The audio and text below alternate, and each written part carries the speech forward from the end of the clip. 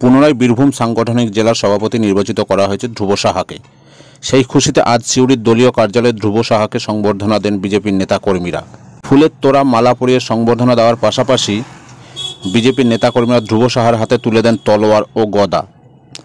এই বিষয়ে ধ্রুব সাহা বলেন, প্রতিটি দেবদেবীর হাতে শস্ত্র আছে। যখন সমাজে দানব ও দস্যুর অত্যাচার বেড়ে যায় তখন দানবের অত্যাচার রোধ করতে অস্ত্র ধরেছে দেবদেবীরা। আমরা সেই কারণে অস্ত্র ধরতে বাধ্য হয়েছি।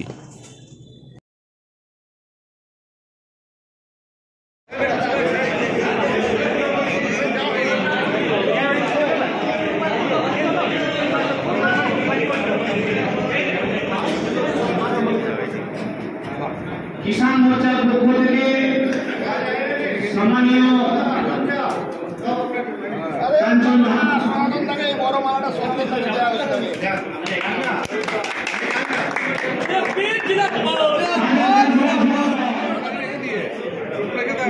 সুযোগ করে দেবেন।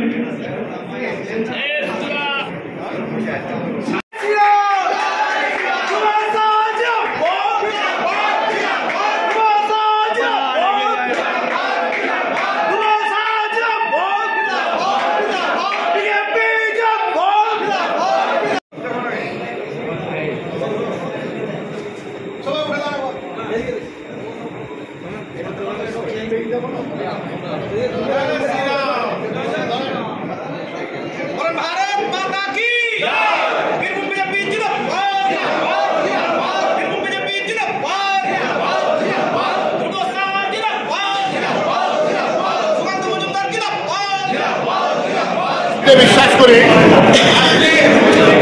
ভারতীয় সংস্কৃতি, সনাতন সংস্কৃতিতে